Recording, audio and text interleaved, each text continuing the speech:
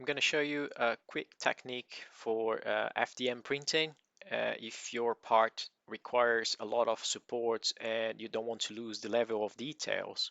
So this part here is a Canon, uh, which is part of a figure that I'm printing. And because I don't own a resin printer yet, I would like to preserve the level of details that it is in the sculpt, but given the orientation and the level of supports needed, I might be losing or getting rough areas, and I don't want to lose that in the processing. So if you put this into the slicer, the first option, which is probably the worst one, is being printing that flat, close to the position that it opens in the fold. And I'm just going to be clicking here to make it parallel to the bed using that small square area there. And that's probably the worst option for details, because although this top part will be absolutely amazing, the bottom part will be completely damaged by the supports. So I wouldn't recommend printing this piece in this way. You would probably lose half of the details of the entire piece.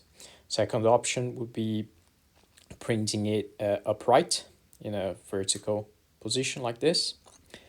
But again, the level of supports that would require in some areas would mean you need to be printing that very slow and making sure the three supports, if you're using three supports, they're going to be reaching all the area up there. Of course, these small parts here, we can block it. So we don't really need support in this honeycomb section there. But the nose of the gun there, that little box, right, uh, in the tip of the gun will need support for sure. You see here, that's a pretty steep overhang.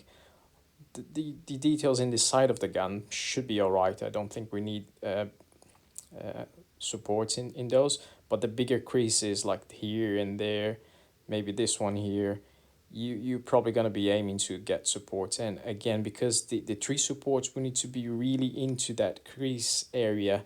I don't think it's going to be efficient anyway. So the way that I thought to do this in a better way would be splitting the figure or the model in half. And I'm gonna do this straight in Cura. I'll show you how to do that straight in Cura. So basically I'm gonna be splitting it right here in the middle. Of course, depending on the model, you might have a seam. So you see there is a little bit of a seam there already that's in the model. And I'm not sure if the artist did this perfectly symmetric, but it doesn't matter too much as long as you follow the guides that I'm showing right now.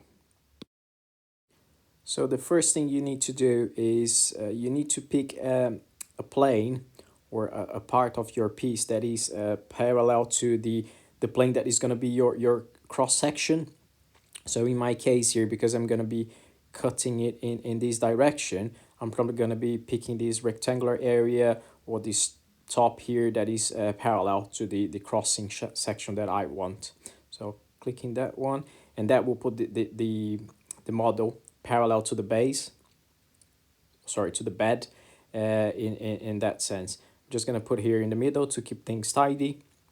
And what I'm going to do now is I'm going to duplicate the piece, right? So you just right click it, multiply it, select one, and you're going to have two pieces.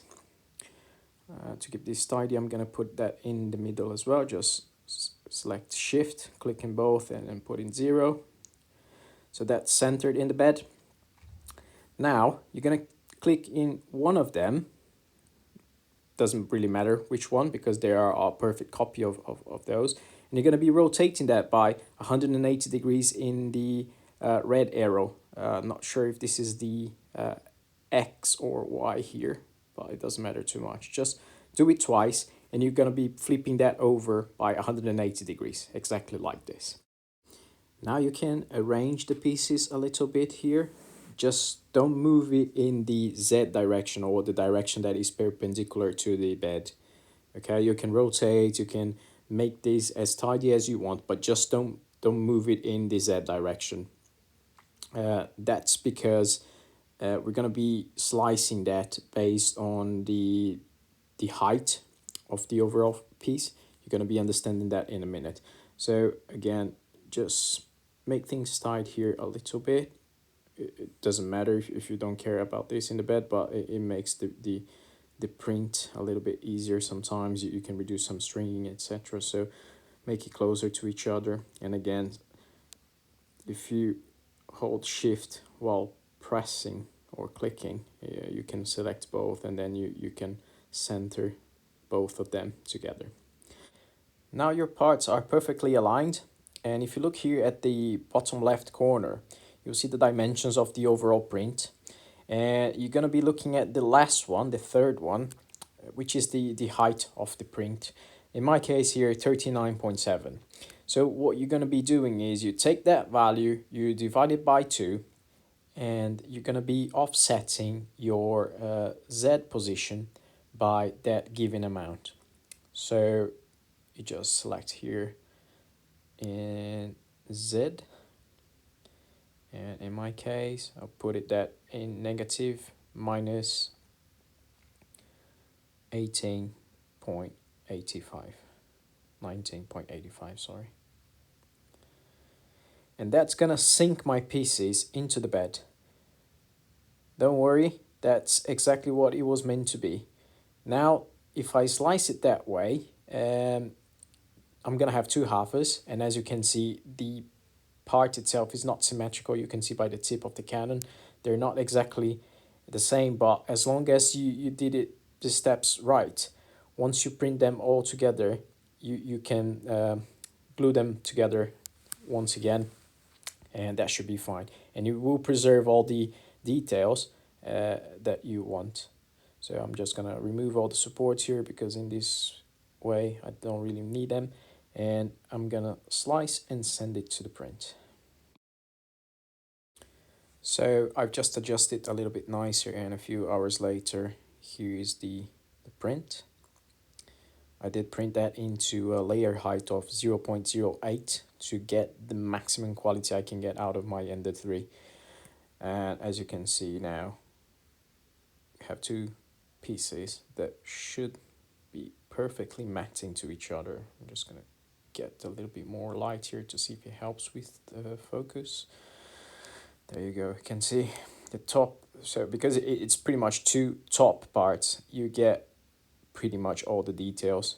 There's a little bit of warping there. I think the print was unsticking in that region, but overall it fits perfectly. So yeah, you don't need to key it or anything. The area is flat, and you can bond it together fairly easy. See, even here, the very small tubes, they do match perfectly. There's a little bit of string, oh sorry, overhang that I should have used support there. So, but overall, yeah, I can easily fix that in post-processing now.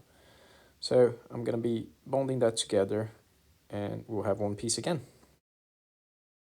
So I've already sanded the flat areas here just to help with the adhesion. So yeah, do that first. And I'm gonna be using CA glue. It's pretty flat, so it should be straightforward. And some clamps to hold it in place. Allow a few minutes for the glue to cure as per your glue instructions, and you should be good to go, basically. So yeah, as you can see here, try to align as much as possible. And you can see here I did a pretty good job in the hex area. The cannon tip might not be perfect, and that's the area where the print was unsticking from the bed a little bit, so I'm probably going to be needing to fill that gap a little bit. The seam itself looks pretty good, so with just a bit of sanding I'll make it perfect. So this is the final product. Again, it's just require now a little bit more of post-processing, but you should have pretty much all the details in both faces of the gun. Hope you enjoy. Thank you very much.